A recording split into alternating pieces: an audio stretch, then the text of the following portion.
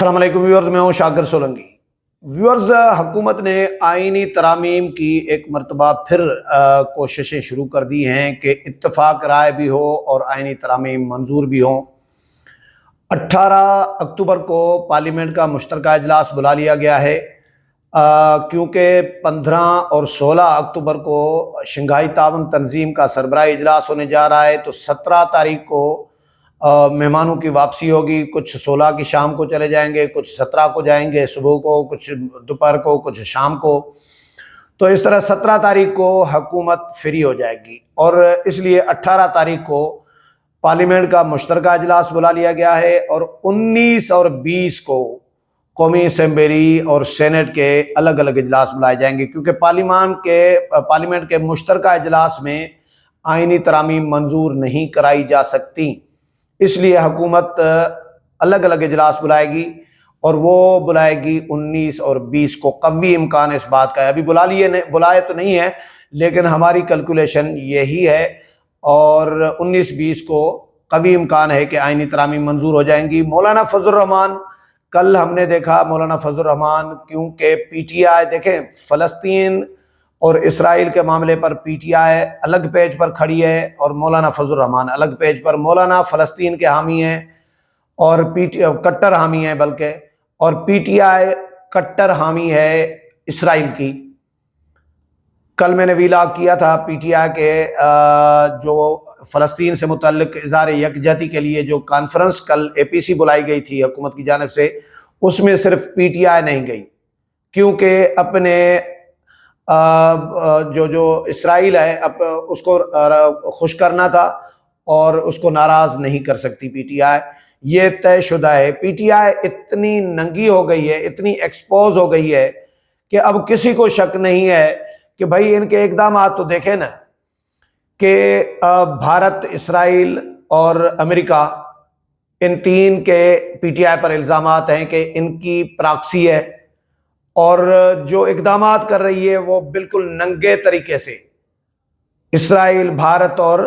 امریکہ کے حق میں کر رہی ہے، جس سے ان کو فائدہ ہو، ریاست پاکستان کو نقصان ہو۔ بیرسٹر سیف کا یہ بیان کہ جی جے شنکر آئے گا وزیر خارجہ بھارت کا، تو ہم ان کو دعوت دیں گے کہ وہ آئیں، پی ٹی آئی کے مظاہرے میں شریک ہوں اور کارکنوں سے خطاب کریں۔ یہ کس کو فائدہ پہنچا رہے تھے؟ یہ دیکھیں نا، اس میں بھی ان کو لان تان ہوئی، تو وہ پھر انہوں نے کہا کہ جی توڑ موڑ کر پیش کیا گیا ہے۔ یا آئی ایم ایف کو خطوط لکھنا کہ پاکستان کے ساتھ معاہدہ نہ کریں، یا عالمی انسانی حقوق عالمی اداروں کو خطوط لکھنا کہ بھائی ہیومن رائٹس کی یہاں پہ تحفظ نہیں ہے، یعنی ہیومن رائٹس، انسانی حقوق صرف پی ٹی آئی کے رہ گئے ہیں، باقی انسانی حقوق نہیں ہے۔ پی ٹی آئی کے خلاف جو کاروائیاں ہو رہی ہیں وہ پی ٹی آئی کے اپنے اقدامات کی وجہ سے ہو رہی ہیں، اپنے لچھنوں کی وجہ سے ہو رہی ہیں، لیکن وہ چیخ رہے ہوتے ہیں، اور ان کے جو سسرالی ہیں خان صاحب کے، وہ چیخو پکار سن رہے ہوتے ہیں، اور وہ ادھر سے چیخ پڑتے ہیں۔ طاقتور تو ہے نا عالمی لابی، عالمی دنیا، عالمی اسٹیبلشمنٹ، عالمی ادارے یہی چلا رہے ہوتے ہیں پوری دنیا کو۔ یہودی لابی چلا رہی ہے پوری دنیا کو، تو وہ یہودی لابی گولڈ سمتھ جو پروجیکٹ ہے گولڈ سمتھ کا، وہ عمران خان کو پورا کرنا ہے۔ عمران خان نے، اچھا امریکہ، کانگریس، کبھی کانگریس قرارداد منظور کر دیتی ہے، کبھی سینیٹرز قرارداد منظور کر دیتے ہیں کہ جی عمران خان کو رہا کرایا جائے، عمران خان کا خیال رکھا جائے۔ پھر وہ جو ٹائمز آف اسرائیل اور یروشلم پوسٹ وہ کالم لکھ رہی ہیں کہ بھئی یہ ہمارا حامی ہے۔ تو یہ اس میں کوئی شک نہیں ہے کہ خان صاحب اور پی ٹی آئی اسی لیے وہ اسرائیل کے حامی ہیں۔ مولانا فضل الرحمان دوسرے پیج پر ہیں، وہ فلسطین کے حامی ہیں۔ مولانا اے پی سی میں گئے، عمران خان کی پارٹی نہیں گئی، اس میں سے بھی واضح ہو گیا۔ اور دوسرا یہ کہ اداروں کے خلاف جو ہرزہ سرائی ہے، اداروں کو بدنام کرنا ہے، باہر بیٹھے ہوئے ان کے سوشل میڈیا ایکٹیوسٹ وہ کر رہے ہیں، جو کچھ کر رہے ہیں وہ ان کے ایما پر کر رہے ہیں،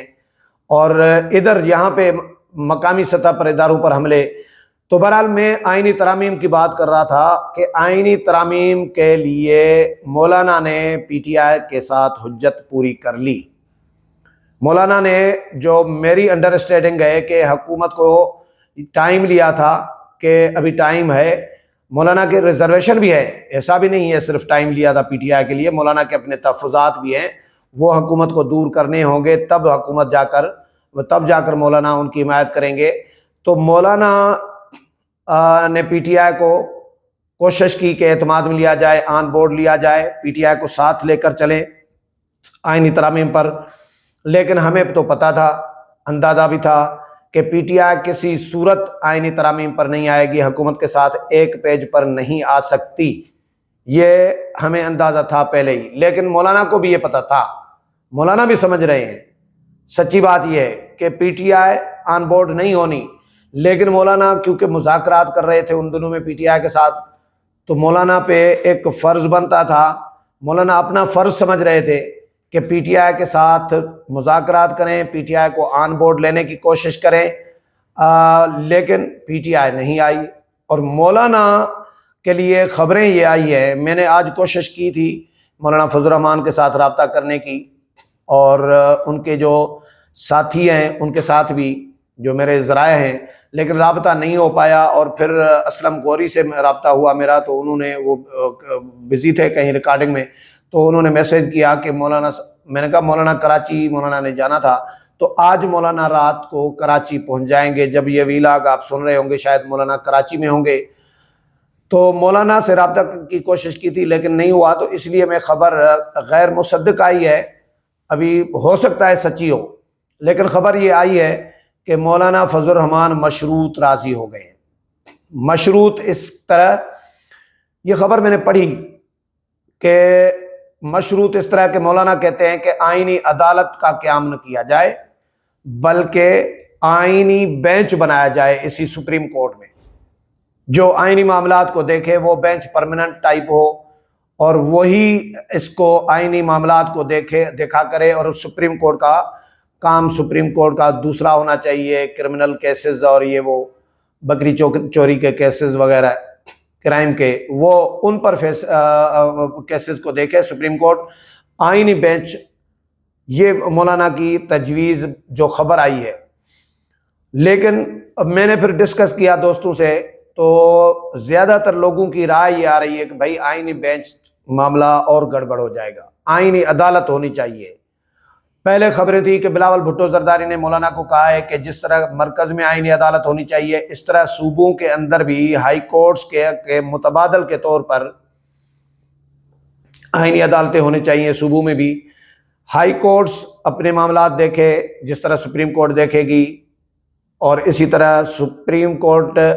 اور آئینی عدالت، اس طرح پھر صوبوں میں ہائی کورٹ اور آئینی عدالت صوبائی۔ اس پر بھی مولانا کے لیے کہا جا رہا ہے کہ مولانا راضی نہیں ہو رہے تھے، اب شاید مولانا راضی ہو جائیں اور جو 2/3 میجارٹی ہے حکومت کو مل جائے۔ آج بھی اسپیکر ایاز صادق نے، اسپیکر قومی اسمبلی نے الیکشن کمیشن کو دوسرا خط لکھا ہے، آج شاید 19 ستمبر کو خط لکھا تھا، اب اکتوبر آ گیا ہے، تو اکتوبر میں آج پھر 8 اکتوبر کو دوسرا خط لکھا ہے الیکشن کمیشن کو کہ اقلیتوں کی نشستیں اور خواتین کی جو مخصوص نشستیں ہیں ان پر الیکشن کمیشن فوری طور پر فیصلہ کرے۔ مولانا بھی اگر حکومت کو ووٹ دیتے ہیں اور مخصوص نشستیں خواتین کی اور اقلیتوں کی نشستیں بھی آ جاتی ہیں حکومت کے حصے میں، اور پھر اختر مینگل کے لیے بھی کہا جا رہا ہے کہ ان کے بھی 2 ووٹ ہیں، تو ان پر بھی ورکنگ چل رہی ہے، اختر مینگل بھی آ جاتے ہیں، تو اس طرح بھی حکومت کی 2/3 میجارٹی پوری ہو جاتی ہے۔ لیکن ایک خبر اور بھی چل رہی ہے کہ پی ٹی آئی کے کوئی 1 درجن کے قریب لوگوں کے ساتھ بھی حکومت نے رابطے کیے ہیں اور وہ آن بورڈ ہو گئے ہیں، پی ٹی آئی کے جو منحرف ہوں گے، کیونکہ اب منحرف رکن ووٹ دے سکتا ہے اور ووٹ گنا بھی جا سکے گا، تو اب تو حکومت فائدے میں رہے گی۔ منحرف اگر 12 ارکان آ جاتے ہیں، 13-14 ارکان آ جاتے ہیں، میں نے ایک پی ٹی آئی کے بڑے اچھے جرنلسٹ ہیں، بیٹ رپورٹر ہیں، پی ٹی آئی کور کرتے ہیں، میں نے ان سے جب پوچھا کہ کیا یہ پاسبلٹی ہے کہ 12-13 بندے پی ٹی آئی کے منحرف ہو جائیں۔ تو انہوں نے کہا کہ اگر حکومت نے رابطے کیے ہیں اور 12-13 پھر نہیں آئیں گے، پھر 2 درجن بھی آ سکتے ہیں۔ اور یہ جو سین ہوا ہے ابھی ریسنٹلی، یہ جو احتجاج والا پی ٹی آئی کا، پی ٹی آئی میں ابھی کوئی بھی دلچسپی نہیں لے رہا۔ احتجاج میں آپ نے دیکھا حالت، علی امین گنڈا پر اکیلے نکلے تھے اور کارکنوں کے ساتھ، کوئی لیڈر نہیں تھا۔ لیڈر آ رہے تھے کہیں کونے میں کھڑے ہو کے تصویر بنا کے پیچھے کراؤڈ دکھا رہے تھے، دعا دکھا رہے تھے دور سے، وہ پھر تصویر اپلوڈ کر رہے تھے۔ یہ پی ٹی آئی کے لیڈروں کا حال ہے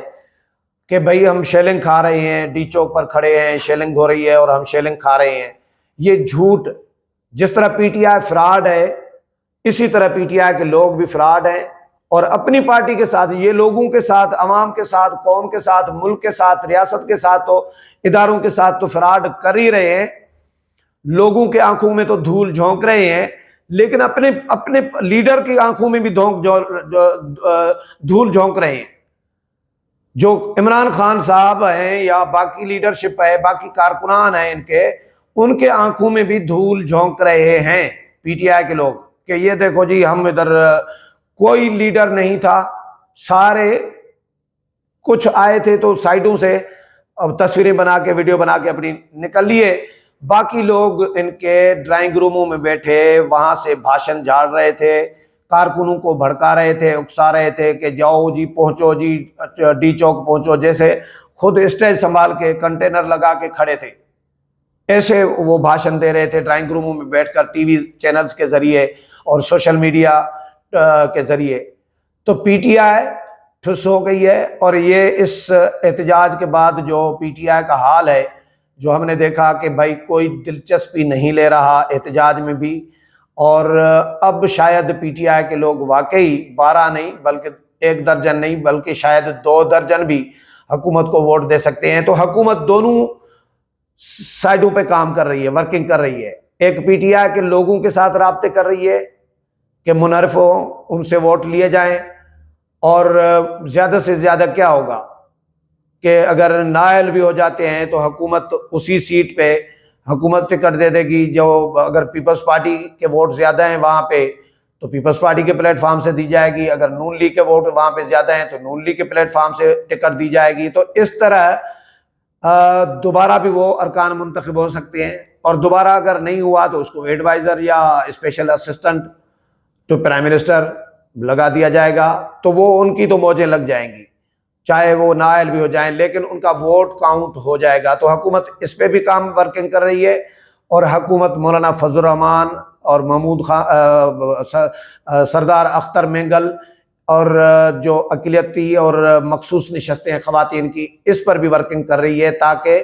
جس طرح پہلے مس فائر ہو گیا حکومت سے، پہلے حکومت ناکام ہو گئی، سبکی کا سامنا کرنا پڑا تھا حکومت کو، اس بار حکومت کو اس طرح سبکی کا سامنا نہ کرنا پڑے، اس لیے حکومت دونوں آپشنز پر جو ہے اس وقت ورکنگ کر رہی ہے۔ امید ہے پروگرام پسند آیا ہوگا، اگلے پروگرام میں پھر ملاقات ہوگی، تب تک اجازت چاہتا ہوں، اللہ حافظ۔